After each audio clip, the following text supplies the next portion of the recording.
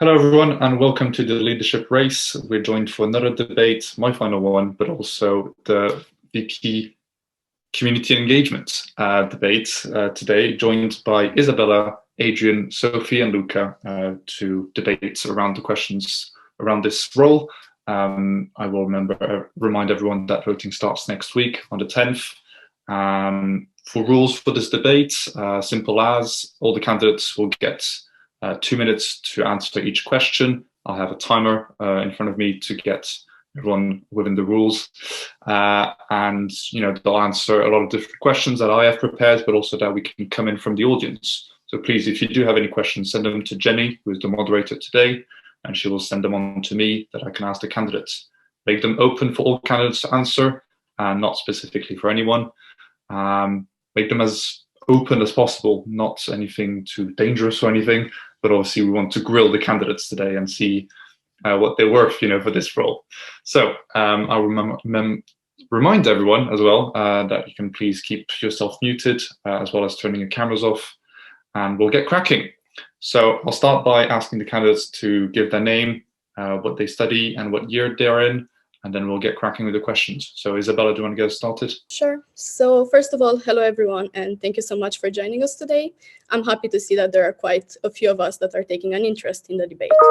My name is Isabella, and I'm in my final year doing biomedical sciences.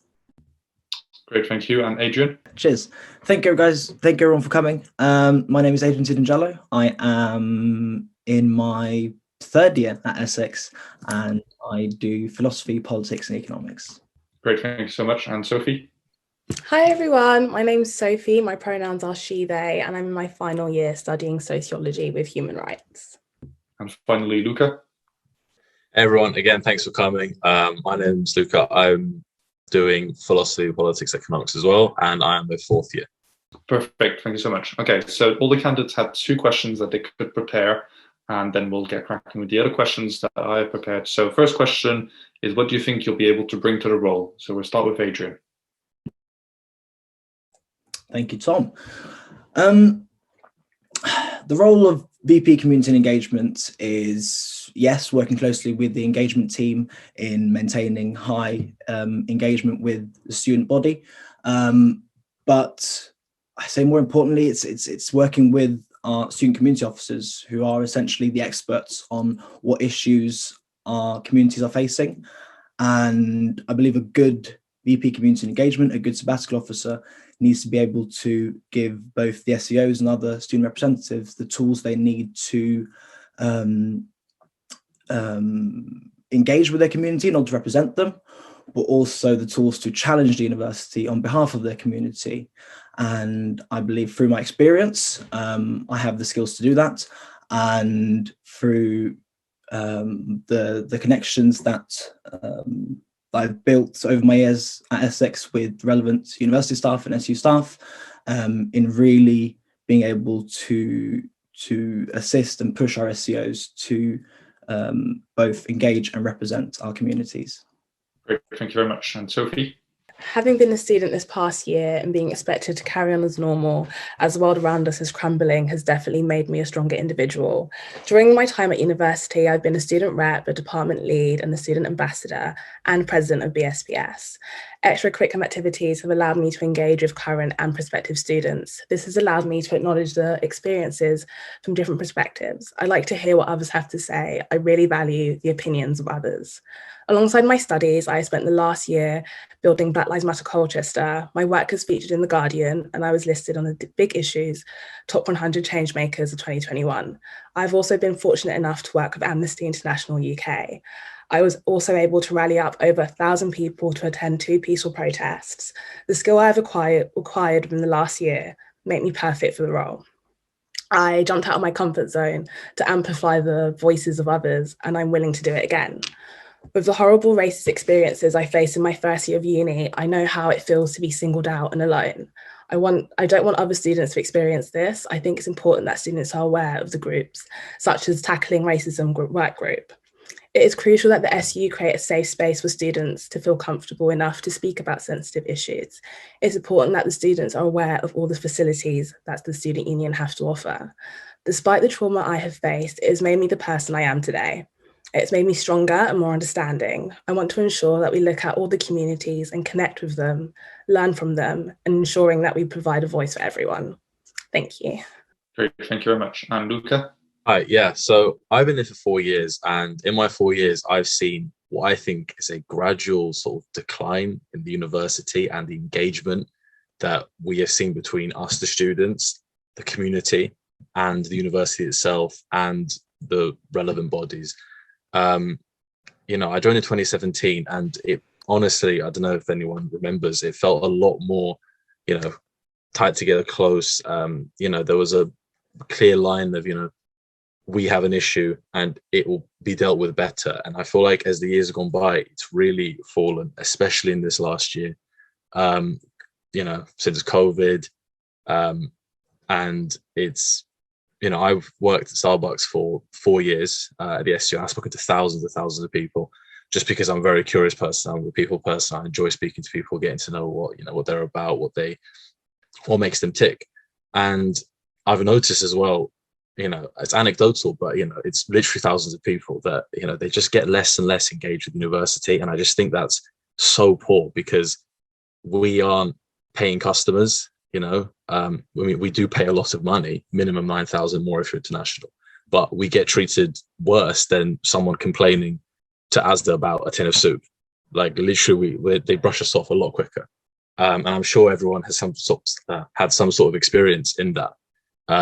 And I just really want to bridge that gap, because I feel like it's just going into like a sort of avalanche steady decline, and we sort of need to take the bull by the horns and fix everything. And I'm not trying to be like hyperbolic here.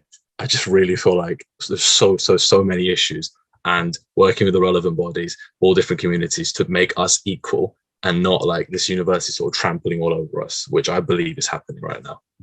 Thank you very much. And Isabella, to finish? Yeah, thank you, Tom.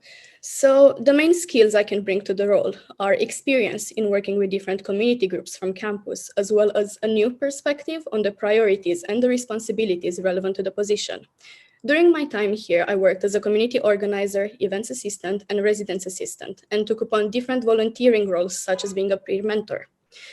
These roles involved community outreach, great adaptability, dedication, fast response, and gathering feedback, to name just a few. I'm a great communicator, and I have a vast experience in working as part of a team, as well as being in a leadership position. I understand the communities on campus and their needs. I am aware of the issues that have not been addressed yet, and I have the knowledge necessary to be able to address them. I place a great emphasis on communities within our campus and our general lives, and I'm aware that there are a lot of things that have not been addressed this year, and they need to be tackled. You might have noticed it from the consistency of my campaign, that I'm a deeply dedicated person to everything that I do. And if given the role, not only would I have the capacity and the experience necessary to help our student communities thrive, but I would also bring passion, dedication, and drive into my work. Thank you. Great, thank you very much. Okay, so the second question that you have all prepared is, what are the biggest issues that students are facing at the moment? Sophie, can you start us off? I think the biggest issue students face right now is loneliness. All university students have experienced mass trauma from the global pandemic. I feel like I speak for most students when I say we have felt a sense of hopelessness and loneliness. Some of the best things about being part of Essex Student Union is going to Sub-Zero, going to Final Fed, or simply sitting in the SU bar requesting your favourite song to be played. I've never felt like I belong anywhere else in the world like I do when I'm on campus. The last couple of years have been the best, but it's heartbreaking that a year and a half of my university experience was stolen from me by COVID. Despite this, I managed to achieve so much more. No student deserves to feel lonely in such a beautiful community. I think it's important to constantly engage with students, as every student has different needs. I know many people like myself feel like we're having our prime years stolen from us, having to be stuck inside. It's so easy to feel as if you're alone in these troubling times. Being told that we're not alone or we're all in this together when we're constantly stuck in our bedrooms is so hard to believe. It is important that we remind students that this is not the case. We will get through this, and one day this will all end. It is important to look at the issues different communities face during these troubling times and ensure that they are heard correctly and receive all the help and support they may need. Providing a voice for different communities is essential, and ensuring all communities are heard and helped are key. Thank you, Tom. Thank you. Luca? Cheers, Tom. I think that one of the biggest issues is stagnation. I just think that I've spoken to so many people who feel like, you know, they have a problem, they have an issue, they have a gripe, and they feel powerless to do anything, whether that be communities, whether that be individuals, because there doesn't seem to be a clear line of communication. You know, even VPs in the past, you know, we've been elected maybe on promises of, oh, I'll do this and I'll do that. But when it actually came to, you know, 6 months in, there's just not been like clear engagement. You know, the referendum issue last year, and I understand that's more education, but, you know, I think in all the VP roles timed with each other. I just think that it could have been communicated a lot better. There should have been almost daily, weekly updates, and there wasn't really. So we signed the referendum, and essentially we didn't know what was going on. A lot of people felt also they were signing it just because, you know, no one actually thought that something could be done. And it's not, you know, maybe we didn't expect something to be done, but we'd have at least liked that sort of, just that communication. And I just think, like, you know, my tagline, my manifesto is, we are more than just a number on your reg card. And that's what we feel like, what it feels like to me. Like, I'm number this. We're all just numbers, and the university takes our money and goes 4 years. All right, bye. There you go. Again, Sophie's point was great about the last year and a half. I've lost out on the end. I never got to go to summer ball because I actually worked for the SU. And, you know, I understand that, you know, it's understandable we can't fix that. But again, like, the support systems from university has been so lacking. I mean, they're almost hanging out to dry. Like, and look, even if we weren't paying 9,000 or more a year, it's unacceptable. We're meant to be part of a community. And I feel like it's when it suits the uni best that they sort of show face, and the outside students, they, you know, pretend they care when they really don't. Cheers. Thank you. Isabella? Yeah, so I believe it's, first of all, important to emphasize that different community groups have different issues on campus. And with this in mind, I believe that the biggest issue that students are facing right now is mental health. From the perspective of this role, we need to reach out to community members specifically and ask them, what are you going through and how can we help? BAME communities have been disproportionately affected by the pandemic this year, and there has been an increase in hate crimes, especially within the Asian community, due to extreme, dangerous, and stereotypical media coverage of the current events. And a great number of students and youngsters from the LGBTQ community had to go through the pandemic in homophobic, transphobic, and generally unsafe environments while being stuck at home. And I think we all know that international students faced a lot of issues this year, from having to choose between the quality and ability to study, to issues with their visas and their CAS letters, and anxieties about unclear legislations when it comes to Brexit. It's important to target mental health support systems within communities so community members know that their needs are getting addressed. Because I believe there is a general idea that these issues will go away once the pandemic is over, once restrictions are lifted. And this is completely untrue, because what we're going through right now is a generational trauma, and every single community is experiencing differently. Okay, thank you. Thank you. And Adrian? Yeah, thank you. I think, as mentioned, loneliness for students has been a big concern. You know, we have students that have started studying with us, but they haven't even stepped foot on campus. That be Colchester, Loughton, Southend. They haven't even been on campus to see where they're going to be studying for the next year or 3, 4, 5 years, which again means they haven't been able to make those meaningful connections. You know, we have so many students that are genuinely worried about their living arrangements for next year because they haven't been able to make connections and actually find housemates. They haven't been able to meet up on campus in Sub-Zero. Some students don't even know what Sub-Zero is. And they haven't been able to meet like-minded people. For me, coming to university, that was one of the things I was really excited about. So loneliness has seriously impacted students' mental health and well-being. As well as that, you know, we've had our faith community have not been able to access prayer rooms on campus, which has again impacted their mental health and well-being. The university pride themselves on being an international university, yet have not facilitated those spaces. as well as loneliness, I think we can talk about safety. Yes, there's not a lot of people on campus, but if anything, I think that's made things a lot worse. We have students that are being racially profiled, don't feel safe being on campus, studying, or just having a coffee without being singled out. And, you know, I've firsthand been involved with the university's tackling racism working group. And yes, it is a step, but that is what it is. It's a step. So we need to kind of push that more. I know that our women's officers have been working with the university and looking at safety for both our women's community and non-binary and trans. So being able to walk across campus without actually being in a dark spot. Thank you. Great, thank you very much. Okay, so the next question I'm putting in the chat is, how do you think the university should tackle issues of inclusivity and discrimination moving forward? Start with Luca. So I think the big issue is there's two sides.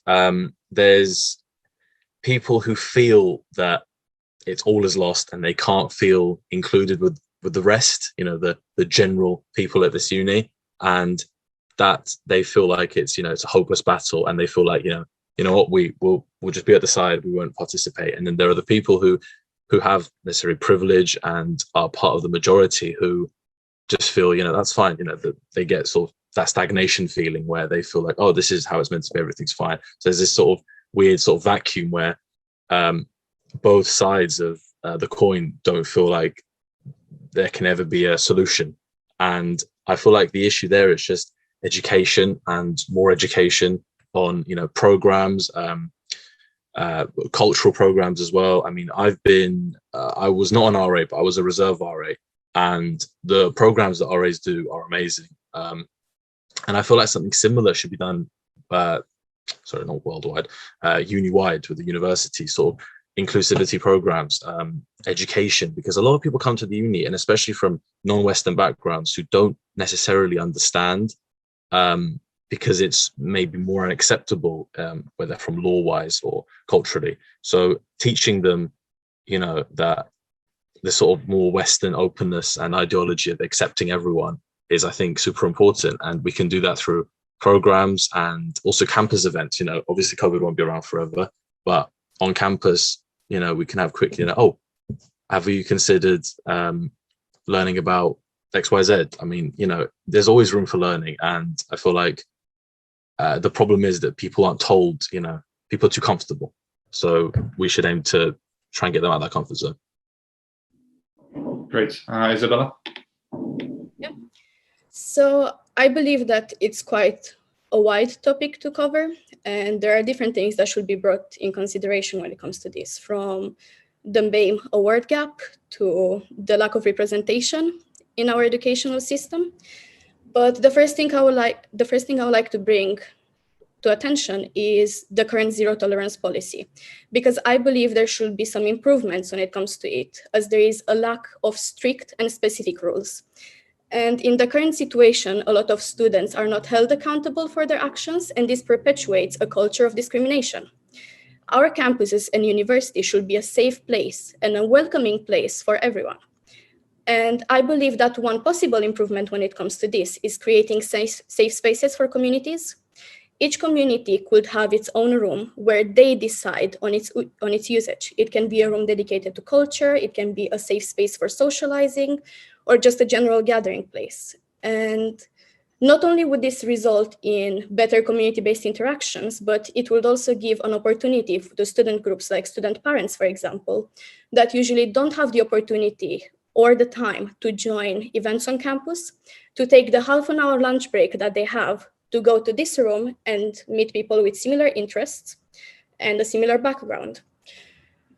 And on this note, I would also like to mention the lack of specific feedback when it comes to communities, because this results on a lack of representation at the academic level when it comes to the decisions we make.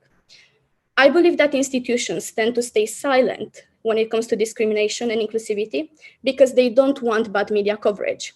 And this results in students feeling unsafe and unheard when it comes to their struggles. It is my belief that a strong stance against discrimination and hate crimes will result not in a bad image around the university, but rather a safer and more welcoming environment from students from minority groups. Great, thank you. Adrian? Thank you. I think one of the first things we need to do is start having some honest conversations. I think the university needs to come out of the listening phase and be more proactive instead of reactive. Had you asked university staff a year and a half ago, is the University of Essex as an institution racist? I bet they'd say no. We don't have issues. But then I think we've clearly over the past year seen that's simply not the case. And if you ask similar questions around other aspects of inclusivity and discrimination, I think you'd find the same. So we need to start having some honest conversations, and not just, the university can't just react to issues that come up, but actually start having some honest conversations to be proactive and put in place more, representation, work more closely with our student community officers. I know that they've started doing that in the previous year, but that can be done so much more. Our student community officers shouldn't be having to reaching out to relevant university staff. They should be automatically reaching out to them as they start their term in October. The different inclusivity champions at the university need to be reaching out to listen to the experts of the community. And also need to reinstall some trust in the institution. The students need to feel as if something were to happen, that they can get in contact with the right people and actually feel supported, and not be scrutinized. They need to feel welcome. So reinstall trust in the institution, I'd say as well. Thank you. Great, thank you. And Sophie? I think it's important that the university looks at individual communities and question them about the issues they face and how they would like to be included. For instance, I feel like a disabled student might just want, or like, for instance, online education for a disabled student is perfect because they might not have been able to make it to campus. And it's just, I think it's important to just look into these communities, as every community faces a different issue, and to actually not just say, but actually do, and to work closely with these communities in the process of having something actually done. Okay, thank you very much. So I'm putting the next question in the chat for everyone. There we go. Which communities do you feel have been disproportionately affected by the pandemic, and what do you think the SU's role is in supporting that community going forward? We'll start with Isabella. Thank you, Tom. So, as I was saying before in one of the previous answers, I believe BAME communities have been disproportionately affected when it comes to the number of cases. And students from BAME communities had more chances to lose relatives or to get sick themselves during the pandemic. And we all know where this is coming from. We all know that this is coming from systemic racism. We all know that this is coming from lack of opportunities and lack of support when it comes to our general communities. And one of the main issues I would like to bring up is the increase in hate crimes within the Asian community. As I was saying before, because of dangerous and stereotypical media stances about the current events. And I think that the university should make sure that Asian students are feeling safe and welcomed on campus. And there should be a greater emphasis on students' well-being and safety. And the first steps towards this are communication and preventing hate crimes on campus, which could be done through better security. And most importantly, reaching out to the Asian community themselves and asking them, what can we do better so you can feel safe on campus? The university should talk about the issues that Asian community is facing right now and spread the correct information while trying to prevent further incidents and to improving safety. And because a lot of us probably lost family members or friends or people that we know during the pandemic. I think that an important thing is to have a support group on campus where people can talk about their grief openly and talk about their experience within the pandemic. Thank you. Thank you very much. Adrian? Yeah, thank you. yeah, I think as Isabella said, the Black, Asian, ethnic minority community has been disproportionately affected by the pandemic. The SU's role in that is so important in being that support, but also being able to echo those concerns. In terms of education, in terms of safety on campus for our community, that is where the SU kind of comes in engaging with the SEOs, engaging with relevant SU staff, and making sure that the way that the community's been disproportionately affected by the pandemic is kind of at the forefront of the agenda of the university. I guess going forward, more needs to be done. I think this year, hasn't been engaging enough, hasn't really been able to kind of tap into the community and really engage. I'd say the representation has been there, but much more needs to be done to actually engage and show the support and show students that the concerns are actually been taken forward and that action is been taken. So yeah. Thank you very much. Sophie? I think every community has been affected by the global pandemic. No one really expected this to ever happen, some more than others, but I feel like at the end of the day, everyone has lost something or experienced something that has more or less been life-changing. And I think the SU going forward need to make sure that students are aware of the facilities. I know many students are not actually aware of the fact that the SU have many facilities and sort of suffer in silence. And I think it's important that the SU let students constantly know that they're there for them and there is support in place. Great, thank you very much. Luca? Yeah, so obviously others made great points, specifically our BAME communities. I mean, it's objectively true. I mean, they have been the most affected disproportionately. On a physical side as well, I think the SU hasn't, and the university itself hasn't actually done really anywhere that they should have. So Black men are twice as more likely than white men to have more complications from COVID, and Asian men are 1.5 times as likely. I don't know the stats for women, but these are just government stats that I read about a month ago. And during this whole time, this pandemic, 18 months, whatever it's been, 12 months, sorry, there's been little to no support from the university. I've had COVID. I'm sure people in this Zoom call have had COVID, or at least once, maybe do right now. There's just been zero support. And that is just such a kick in the teeth, because no matter what community you're from, you're meant to be part of a community, this university, and there seems to be little to no support. I mean, I personally got no support. I'm on campus right now, and the union knew I had it, and there was nothing. There was not even like a sort of like, oh, you check up how are you, whatever. Like, there's basic stuff like that can make a difference for someone, make them feel wanted, make them feel that the uni cares or they have someone, because everyone's isolated right now, or was at some point. And to have some support from the SU, even just a little message or something would have been nice. But I think it's just a wider problem of sort of concentrating on the wrong things and not realizing that on a basic human level, just caring is enough. And you don't need to do all these stuff like, give out gift bags and stuff that sometimes do. It's not necessary in the grand scheme. It's just about being there for people. So yeah, cheers. Great, thank you. So next question. Here we go. Chat. This year we have seen a large number of student community officer positions with no nominations at all. How do you think next year's VP community engagement can reach out to these communities to make sure that they are represented? We'll start with Adrian.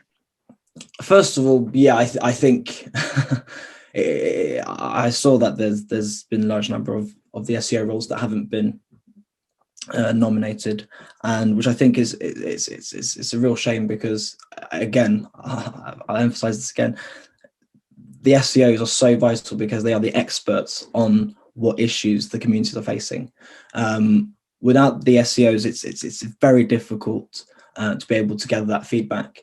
I think perhaps looking at how we can build more of a network. So at least, you know, there are roles that we've had this year that haven't been filled, but we've had we've had very vocal students from the communities that haven't maybe wanted to step forward as the SEO, but have still kind of been vocal on behalf of their community, which is essentially what the SEO role is about. So if we can kind of engage with our students that are part of the community, that's what matters. You know, we've had this year, there were a lot of work in Parliament was passed around student parents. You know, some of our student parents this year have been really engaged and been very vocal about the fact that it's been very difficult this year, especially being a student parent, you know, juggling homeschooling as well as your studies. Well, we've had those students, we've tapped into the community and been able to actually listen. And I think that is also what's going to be important, especially then for next year, even though there's not an SEO for the community, at least put on events and make sure that we're building a strong connection with the community network, so that we can have students speak on behalf of the community, even though they might not be the SEO. Great. And Sophie? I was honestly really surprised to see that a lot of the positions no one ran for, because I was so excited to run for VP.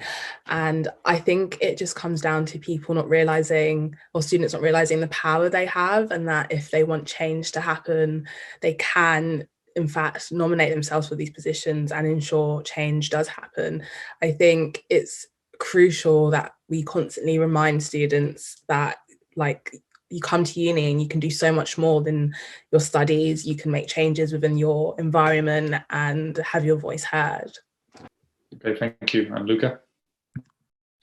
Yeah, so I completely agree with Sophie, but I'm actually not surprised that happened. I really expected it. I just feel like, as I said previously, I feel like this year especially, students feel so powerless.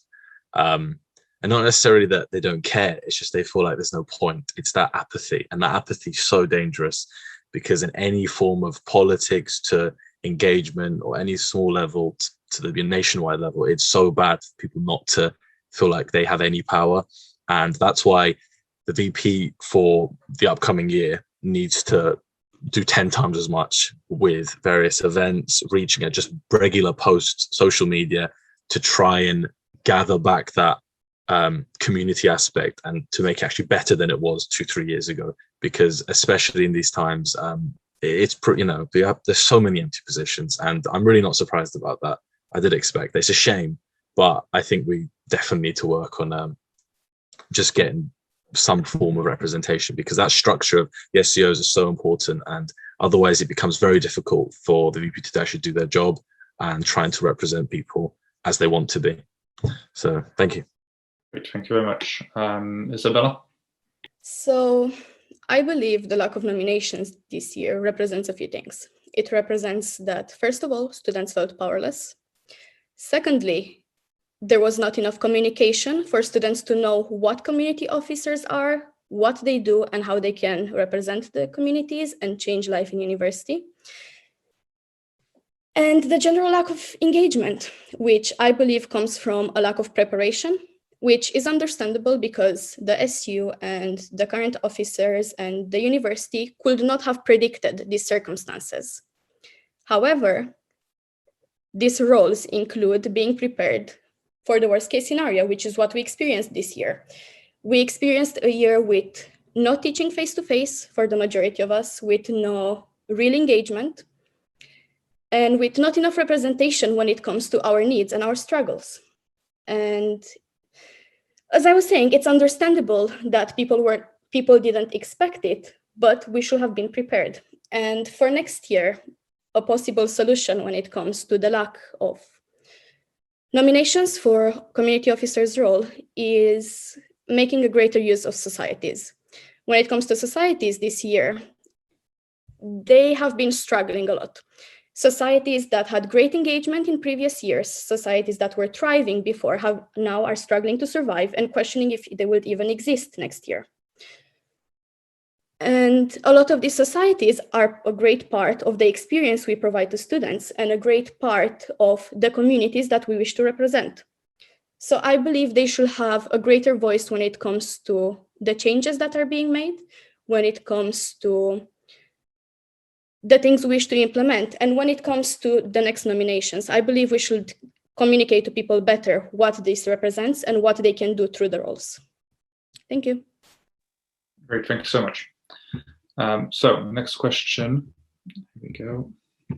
What should next year's VP community engagements do to improve the engagement between the SU and the Black community? We'll start with Sophie. I think the VP in community engagement, in order to improve engagement with the Black community, is to show them that we're fully aware of issues the Black community faces, and we're here to support you and to amplify your voices.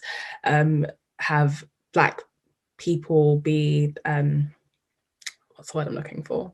Represented. I think representation is really important, because sometimes I feel like it's hard to want to reach out to people when you're not being represented in these places, but representation is really important, I think.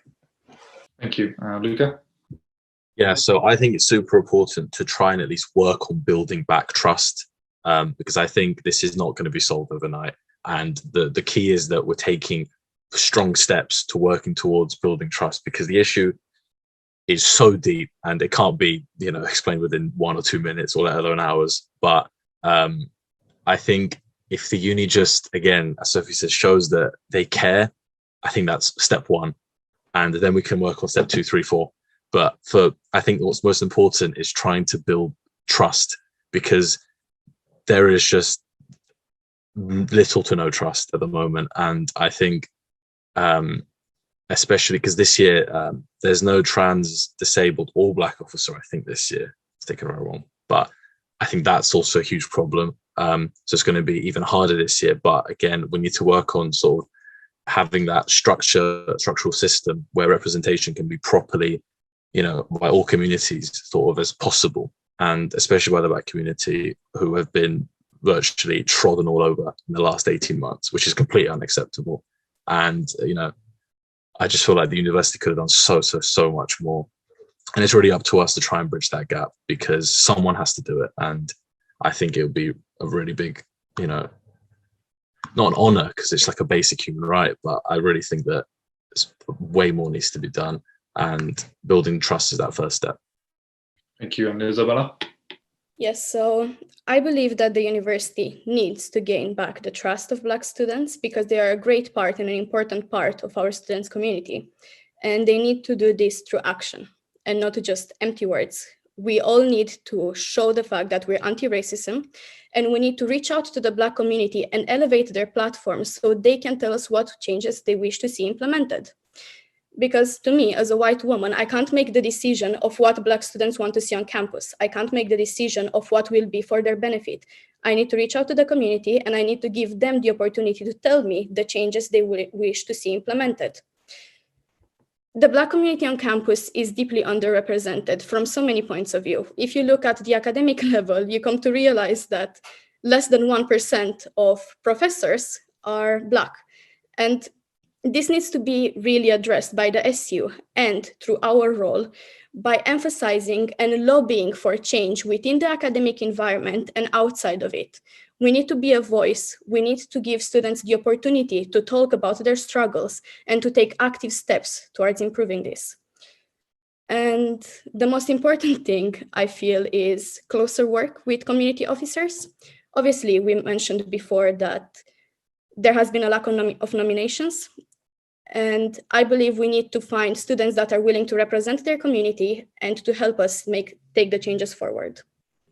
Thank you. Great. Adrian? Yeah, I think this is a very good question. I think from the SU and as VP Community Engagement, over the past year, the university obviously done a lot of work around the Tackling Racism Working Group, and they've created a massive action plan. And I think as the VP community engagement, it's going to be really important to show that these actions are actually taken forward, and show the community that the SU are pushing for that to happen, and involve the community in the process as well. I also really want to emphasize that the University of Essex is across 3 campuses. You know, we have our Black community in Colchester, but also Southend and Loughton, and really working with both the East 15 president in Loughton and the VP Southend, and ensuring that all our Black students feel engaged and represented is going to be very important. So yeah, showing that the actions are taken forward in representation. And also, obviously, yeah, you mentioned it earlier, the fact that there are no nominations is going to make it more difficult. But there are still so many people, so many students out there across all our communities that are very vocal on behalf of the communities that just don't want to step forward and be the SEO, which is fair. But at least let's listen to them and really tap into their voice and have them speak on behalf of the network, even though they're not the SEO. Great, thank you so much. So Adrian just touched upon that, but how do you plan on connecting students from Southend and Loughton campuses? I'll put the question in the chat again. There we go. We'll start with Luca. Yeah, so I think it's very easy because, you know, the majority of Essex Uni is at Colchester to really forget about Southend and Loughton. I know a lot of students naturally do because, you know, we're in Colchester, but that again leads to a whole nother issue of underrepresentation and a lot of complacency as well from both the Colchester and Southend and Loughton side, where again Colchester feel like, you know, what their needs are most important and that's it, and then Southend and Loughton feel like their needs are that no one cares, so we won't even speak up about it. And then again, it creates that vacuum of stagnation and complacency. So I feel it's really important to speak to the representatives of Southend and Loughton to have like a very a lot of synergy between the campuses as much as we can, because especially right now, I think it's such a broken environment, and we would do really well to sort of try to come together as much as possible.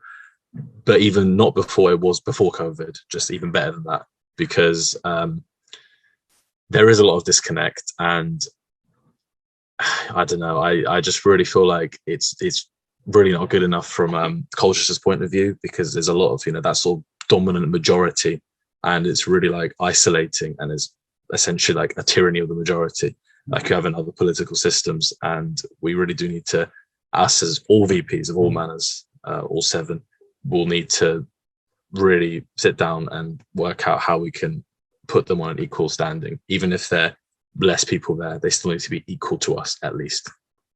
Thank you. Isabella? Yes, so I believe that the first step is strong professional relationships with the staff from the other 2 campuses. But we shouldn't focus on this just from an SU point of view, but rather from the general students' point of view, people that are not generally involved with different roles within the SU. Because a great number of us only have friends in the campus that we're based in, and we never get to visit the other 2 campuses. In the campus that I'm based in Colchester, is Colchester. And I believe a possible solution to this is creating a yearly specific event for each campus where they have the opportunity to advertise what they stand for and to show their uniqueness. And this could really become a part of the general great university culture that we have. And it could create stronger bonds between campuses. And it could also result in amplifying the voices of students from the other campuses, because many times their needs tend to be forgotten. For example, this year, they have been deeply affected by online teaching because of the practical nature of their courses. And their needs need to be generally better represented at the SU level. Okay, thank you. Thank you. Adrian? Yeah, thank you. I think we can learn a lot from this year. And one of the things that I'd be really eager to kind of take forward is the way we've used kind of online resources like Zoom. I don't think we've ever been able, I don't think the SU's ever been able to connect with students in Southend and Loughton as much as they have this year. You know, through my involvement in Parliament in the last year, you know, being able to attend the Loughton breakout room, it's something else. The Loughton lot, it's great. The energy there is just amazing.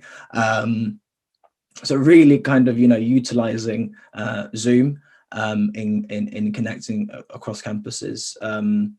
You know, we for all events, if it's Black History Month, LGBTQ plus History Month, or larger events, it's really important that we also do those cross campus, and that will essentially make us feel like one Essex community and not kind of separate campuses, but also celebrate the fact that we are different campuses. Again, you know, I'll mention Loughton.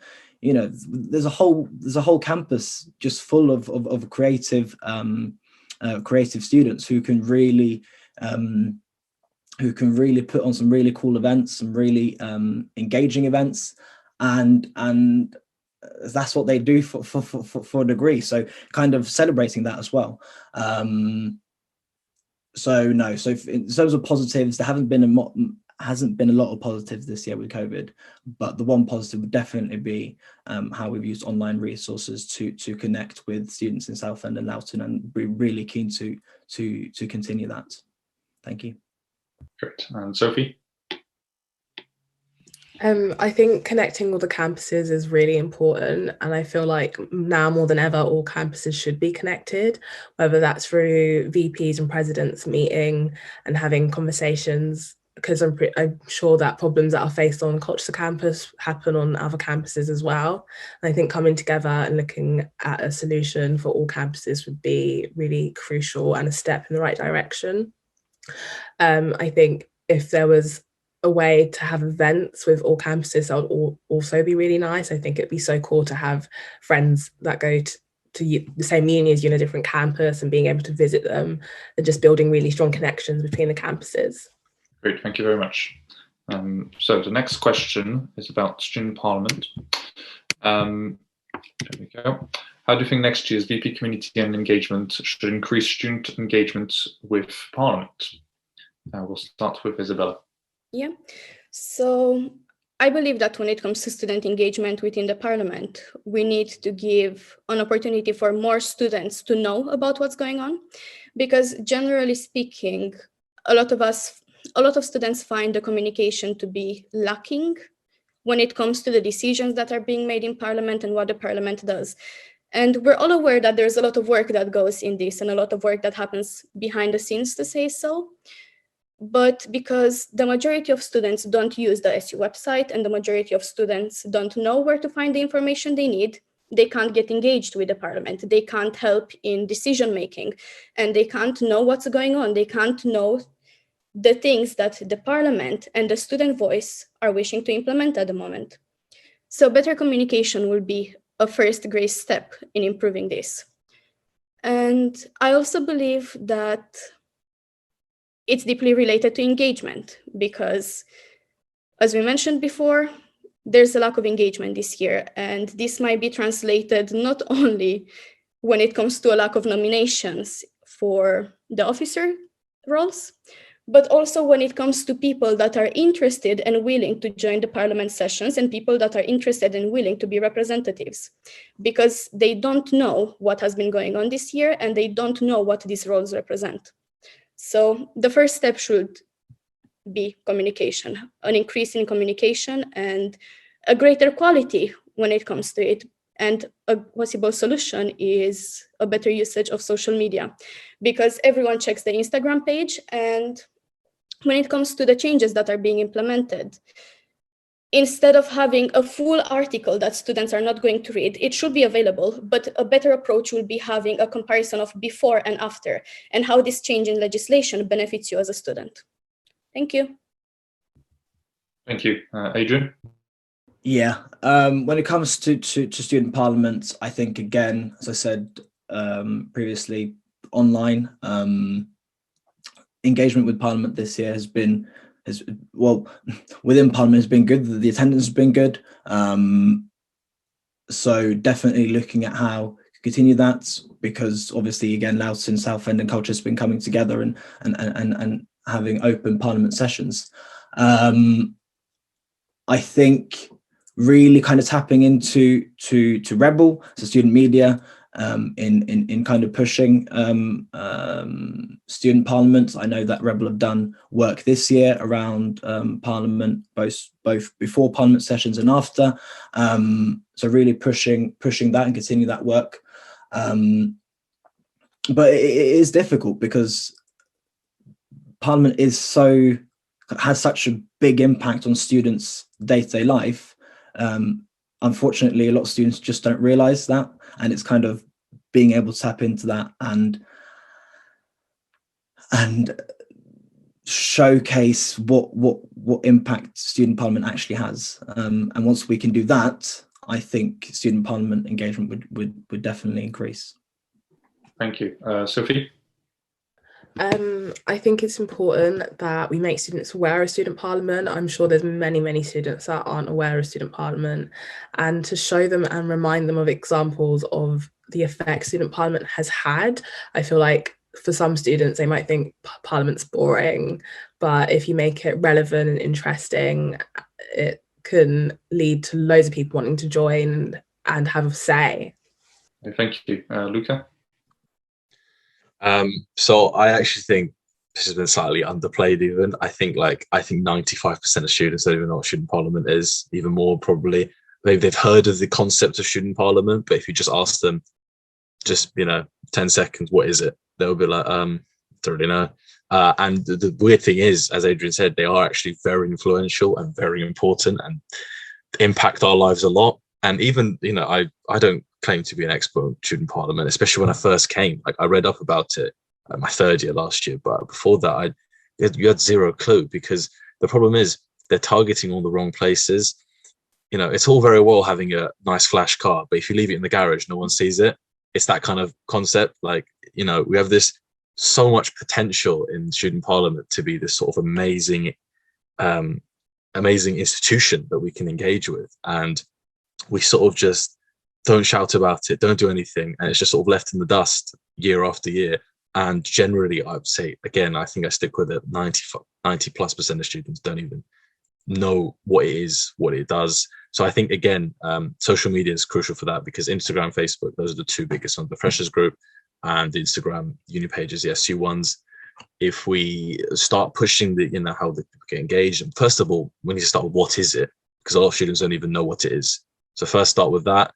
And then as education grows, we can be like, yeah, this is how you engage. These are the people on it, because a lot of people don't even know who's on it. And that's another problem. The fundamentals of democracy is representation and accountability. If we don't know who's on it, then how can they claim to represent us? I'm not saying they would do a bad job, or they are doing a bad job, or they're somehow evil, but it's that basic fundamentals of democracy are super important, and this year needs to be the one that we work on that. Cheers. Okay, thank you very much. So the next question concerns the women community. So here we are. What do you think the main issues are surrounding women students at Essex, and how do you feel the next VP community and engagement should tackle these? We'll start with Adrian. Safety. Through working with our women's officers this year, and the work that they've done in reaching out to the community, something that's come up repeatedly has been around safety on campus. The fact that you can't feel safe walking from one end of campus to the other, it's not okay. All our students should be able to walk home from the library, home from a night out, even if that is on campus accommodation or off campus accommodation. It's not good enough. So in terms of physical safety on campus, safety is a big one. But I guess safety is a bit split in two. So you have the physical aspect, we also have the institutional aspect. If something were to happen and you needed support, the university needs to reinstall that trust. because right now the report and support system not good enough. I think the representation at student services at the university, student Swiss, not good enough. It's students don't feel comfortable in coming forward and reaching out and getting that support, and that is something that the university should be aware of. I don't think they are. They're not doing enough, and that is something that the VP community engagement really needs to push for, and again help and support the women's officer in echoing those concerns to the highest level of the university. Thank you. Thank you. Sophie? I think there's multiple issues. I really couldn't pick one, speaking from personal experience. And speaking from personal experience, I feel like the SU has been amazing in certain situations I faced, and there is a lot of support. And whether it's someone constantly emailing you just to make sure you're okay, which I think is amazing. But I think it's important that when we have the conversation of women, it's including all women of colour, disabled women, trans women. It's a very big topic, and to see how all these women have different struggles, but it's important that we amplify their voices and make sure they're heard and supported. Thank you. Luca? So I think there needs to be a almost complete revamp, because the university is so concerned with media image, looks, that it's so uncomfortable to them when women come forward with sexual assault cases or even worse, and the university just essentially tries to bury it. I don't want to. I've got a close friend who's been a victim of that, and she essentially was just told, these are the things you can come to. That's it. Like it's not good enough. It's not good enough, because, as Adrian said, like the fact that you can't go from sub to your house and feel safe is, first of all, pathetic from the university's part, and second, disgraceful. I mean, we're in this age of the hundreds of millions university has, and they care a lot more about very, very minor basic issues that, so for them, sexual assault is a slap on the wrist, and I don't know, a minor thing like making noise at 11 p.m. is, you're going to get completely done for, all this or that. We need to rebalance what's important, and issues surrounding sexual assault, safety of women is a huge elephant in the room for the university, and they don't know what to do with it. And it's our job to be loud about it and make them accountable, because in my 4 years here, I've seen very unacceptable behavior, especially on nights out, because you will get in that environment, drunk people being essentially, well, okay, you don't want to get into that, but the security as well, they need a whole retraining on how to deal with it. They essentially, their fixing for it is, just, leave or whatever, just, it's all right, you're safe now. They don't understand that there's trauma that comes with all these cases. It's not just what happens in that moment. There's possible months of trauma. So yeah, I just think a whole revamp needs to be made. Cheers. Thank you. Isabella? Yes, so I believe the main issues are health, safety, and well-being.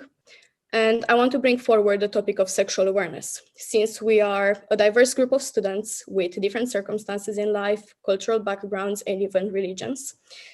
It is a good idea to equip students with the tools to make educated decisions in their personal lives. It is also important for them to know about what the university and the NHS offer to students. Because sexual awareness includes many important topics such as consent, protection, testing, and I believe a great number of students are not aware of the services currently provided.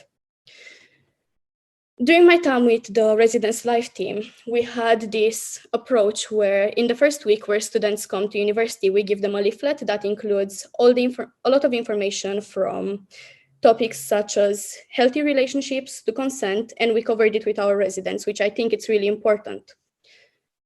And when it comes to mental health, a lot of women suffer from the imposter syndrome, and I can honestly understand why. because during the campaign, this is a lot of a personal experience, but during my campaign, I received many inappropriate things. I received nudes from people at the university. I received people asking for my phone number in private after asking people to ask me questions about my campaign. And this results in women feeling like they are inadequate to be in a leadership position. This results in women feeling like they shouldn't put themselves out there because it calls for unnecessary attention and unwanted attention.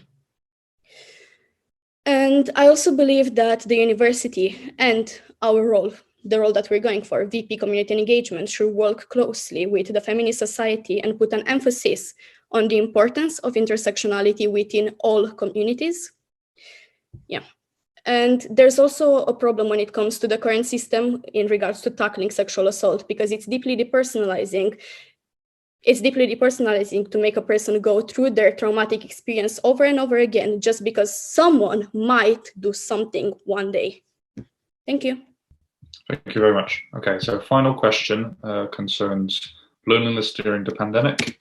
So with loneliness being a big issue affecting students this year, what do you think the elected VP can do for students in terms of engagement to reach out to students in this pandemic? We'll start with Luca. So loneliness is a huge issue, especially for first years. It's an issue for all of us, but I feel like especially first years have been hit the most. They've essentially come into a campus or university. They have no friends, obviously, and their flatmates, they might live in a very small flat. They've not had a chance to go to the campus. They've not had a chance to meet their classmates. They've not had a chance to do anything. And it's then very easy mentally for you in that position to sort of accept it. And that's the norm. That's all I'll get. And you just sort of like go into a shell. And that's so dangerous for your own personal development, as well as, you're not part of the community. And our job, it has the word community in it. And we should be encouraging just that. And, it's very easy to post on social media and be like, here, have a chat or whatever. But I think it needs to be a bit more cute than that. It needs to be a lot more personalized. A lot of people will look at a social media post saying, oh, we don't want you to feel lonely, whatever, and see that as that's an automatic post at 11 p.m. We'll just send whatever. It's like a bare minimum thing. And, it's not going to be an easy thing to solve loneliness, because obviously if it was, it just would have been done. But I feel like there needs to be a passion for it. It needs to be a passion for helping people. And that's all the community should be doing. A big part of us is engaging with the community. And I think the social media is a bare minimum. But I also think eventually next year, especially when, campus hopefully returns to normal, we need to amp it even more. The second years need especially special attention, because they've had a year of nothingness, essentially. So we need to essentially concentrate 2 years worth, as if we would on the first years, on both. So, yeah, thank you. Thank you. Isabella? Yes, so I believe that when it comes to loneliness, the most realistic approach will be a direct collaboration between VP Welfare and VP Community and Engagement to start a new project that emphasizes mental health at the community level. And we all know that mental health support systems on campus have been lacking even before the pandemic. There has been an issue when it comes to students' needs getting addressed, when it comes to people feeling like they're actually heard during their struggles.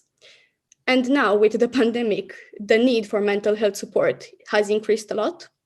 And we need to be able to address this at the individual level, but also the community level. So we should have a good system in place so community members can look at our mental health system and not only see a university and an SU that's willing to have a conversation with you, but that has a plan when it comes to helping you and when it comes to tackling the issues that you're going through right now. And I believe this could be a lot of work. This is something that it wouldn't be the work of just one person during 1 year, but rather a project that should be taken forward during future academic years as well. So we get to the point where our mental health system is not only good enough to address issues, but also representative enough for people to reach out with their specific problems. Thank you. Thank you. Adrian? Yeah, I think Isabella kind of touched on it in working with the other sabbatical officers, the VP welfare, but also the VP student experience, and really lobbying the university to put on what events and facilities that they can in terms of sports societies. But I guess, yeah, the special emphasis on just being able to facilitate that. For me personally, through sports is where I met some of my closest mates at uni, and really pushing for these kind of activities to go ahead in a safe way could really help tackle loneliness, but also being able to communicate the wellbeing services that are in place. You know, there's SU advice within SU, and there is a Swiss team at the university, but often their communication just isn't probably efficient in really reaching out when students really need it the most. So being able to make that threshold quite low and the communications strong is how I believe the VP community and engagement should engage with students who are affected by loneliness. Thank you. And Sophie? I think more today, like more than ever, like the lectured VP should be vulnerable and show students that it's not just you that's going through this. For instance, I felt really lonely this pandemic, and it's really taken a toll on my mental health. And I'm so grateful for the wellbeing team who's been able to help me throughout this whole time, which is amazing to have an SU that actually care and actually do want you to do the best that you can and don't want you to feel like that way. And whether it's them making sure that I'm okay for the week, or just making sure they let me know all the services available and making sure I go to these things, which in all have a massive impact and have been really helpful. Okay, thank you so much. So that wraps up the questions. Thank you everyone coming. You'll be able to wrap things up. I will mention that these are obviously 4 great candidates, but there's always the option of reopening of nominations with Ron, who is considered as a 5th candidate in itself. Opening of votes voting starts, that's better worded, on the 10th at 10 a.m. Please do vote. It's really important that we try and get a bit more engagement. Obviously, everyone that's here is engaged, and I'm sure you'll be all voting, but tell your friends and tell everyone to vote, because it's really important for next year. We've had a lot of questions today, but I'm sure that candidates would be open to answering more questions if you message them. Not at any hour of the night, obviously, but I'm sure they'll find the time to answer your questions. And I'll get all the candidates to finish up with the last minute to tell you a bit more about why we should vote for them. So 1 minute per candidate. We'll start with Sophie. I think you should vote for me, because a vote for Sophie K is a vote providing a voice for all. I am a proud member of the LGBTQ+ community, and as a Black woman, I understand how important representation is within these marginalised communities. I can and I will amplify the voice of every single student at the university. A vote for Sophie K is a vote providing a voice for all. Thank you. Thank you. And Luca? Hey, everyone, I think you should vote for me because I've been here for 4 years, and I've seen year by year the sort of crumbling of the bridge between students and the university. And more we're being treated like paying customers, and very bad ones at that. Again, as I said, I feel like someone in ASDA gets treated better than we do. We pay a lot of money for something that, we should be treated equally, at least, like actual people that matter. And I really want to bridge that gap, because I feel like it's so important for all of us, our mental health, our performance academically as well. If we're engaged, we'll do better. We'll learn a lot more. And I just feel there are especially communities that are underrepresented and trodden on. And I really want to bridge that gap and be the one that takes our engagement to the next level. Thank you so much. Thank you. Isabella? Yeah. I believe I am the strongest candidate here because I have the experience working with all community groups on campus. During my 3 years here, I worked in different departments and I got to learn the student needs that have not been yet addressed and strategies to implement change for the better. I have a clear view of what the role encompasses, and I can bring great quality and knowledge with myself, as well as a new perspective. I'm resilient, diligent, and empathetic. When I set my mind upon something, I go the extra length, putting the extra effort, time, and energy into achieving my goals and helping people. And this is exactly what we need for next year. Whether COVID will still be around or we will be dealing with the consequences following a pandemic, we need representatives that are dedicated, hardworking, and have our best interest in mind. Vote Isabella. Vote for community, representation, and intersectionality. Thank you. Thank you. And finally, Adrian. Yeah, thank you. The same way there was no manual on how to run a guide, an organization through COVID, there was also no manual for how to do the job as VP Community and Engagement. But the current SEOs and I shaped it. I know that things have not been perfect, but I take on all feedback and I improve because I actually do listen and I'm always willing to learn. I ran last year because I'm passionate about student engagement and ensuring that voices of our student communities are echoed at the highest level of the university. I'm rerunning as VP Community and Engagement because the thought of everything we could achieve next year is something I'm truly passionate about. So vote for Adrian, so VP Community and Engagement, because I actually give a shit. Remember? Thank you very much. And thank you everyone for joining today. There is a final debate tonight for the president. And I'll be presented by Joe, but this was all presented by Rebel, and we're really happy to have all the candidates here to debate and to have all of you joining us today. So thank you everyone, and see you soon.